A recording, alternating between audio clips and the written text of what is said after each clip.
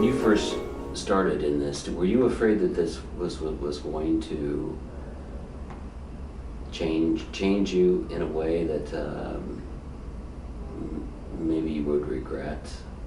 I've had friends go into, young guys go into firefighting and police work, and I knew that they were going to be exposed to things, and they had such a sweet nature that you knew that it was going to just maybe sour on my life a little bit. Yes, exactly. I had no expectations whatsoever because I had never experienced anything like what I've experienced as a police chaplain. And when you see stuff that Hollywood can't even dream up, when you deal with people who are sitting in front of you with a gun to their head, wanting to take their own life, and your job is to stop them from doing it. When you're looking at the wrong end of a gun, somebody who wants to commit suicide by cop, there's no way to prepare for any of that.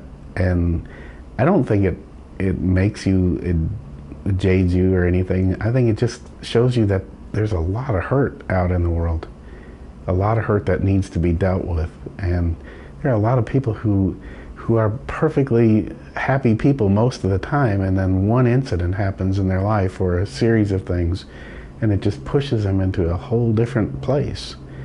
And we've got to be prepared in our communities to deal with that, to be able to get a chaplain there or get a mental health worker there or somebody to help those people, to keep them from doing something that they can't take back. We should talk briefly about the importance of training, because having interviewed probably, over 100 chaplains over the years, at some point I kind of got the feeling, I can do this. This is pretty. This is the, I think I get what this is all about. And then I was confronted with someone who really needed help, and all I could think of was, get me out of this. This is serious. This is really, it's just time to stop pretending that you're something that you're not, that you can help them. And I think you have to know your limitations. And there are times when I was dealing with people that I told them, honestly, this is way out of my ballpark. I said, but I do know somebody who can help you. And those are the connections again. That's part of your training, is to have those connections. I could take them to mental health, or I could take them to the housing authority and try to get things worked out with them on their rent or whatever was causing them to stress out so badly. Or I could get them marital counseling. I could get them to those right things.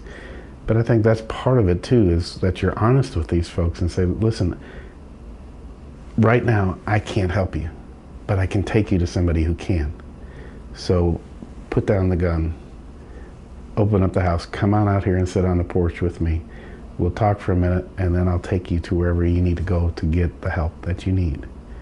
And I promise you it will be good help, not, just throw them to the wolves when they come out the door, but, walk them there.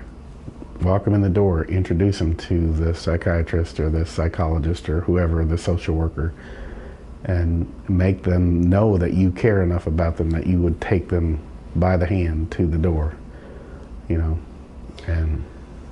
the thing that has impressed me about chaplains over the years is that they just, after a while, they've done so many things that would be the first thing that, if I want to impress somebody, oh yeah, I talked somebody off of a water tower once, and that would be my story I would tell everybody. And I was talking to a chaplain, and we were talking about it, and he goes, oh yeah, I talked somebody off of a water tower one time. I mean, he couldn't even remember. There had been so many things like that.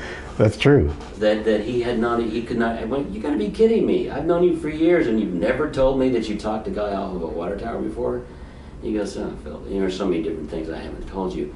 Talk about that. It's just, I guess it's just so much a part of what you do. I can remember getting called out one time, and I got to the house, and this guy has got a rifle, and he's trying to commit suicide by cop. And I walked around the corner, and he pointed the gun at me, and we started talking. And it was his wife left him, she took the kids, and he was distraught, and he didn't see any other way of making this work. Of course, that was the day I forgot to wear my body armor when I got called out and got in a little trouble for that. But we talked, and I said, listen, what you're doing here is a permanent solution to a temporary issue. So let's just talk. And you know, and he had a .22 rifle, but when you're looking at the barrel, I mean, it's about this big around, you know. And we talked, and he finally handed me the gun, and we sat down on the back porch and talked it out, and everybody went home, and the chief and the lieutenant were were right there, and they said, "Are you okay?" And I said, "Well, he's fine, I think," and took him up to the counseling clinic, and it's just part of it, you know. Do you go to a place where you just sort of say, this is one of those situations where how did you, God's will? I mean, well, I mean, some of that's true, but I think it's God's intervention all the time. But you know, this guy, he just needed somebody to talk to, and it wouldn't have escalated to that, I don't think. Let me ask you this: were you nervous at first? But once we got talking, I knew he wasn't going to shoot me. Okay. Because he was just sad, and he was just missing his kids, and he didn't know what to do. And I got it. I understood what he was talking about, and we just talked about those things and how we could fix that and make it better.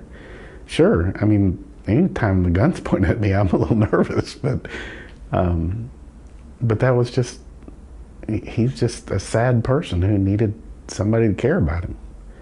And 9 times out of 10, that's what it is. They're just sad about something, and they just need somebody to listen to whatever it is that's going on in their life. So.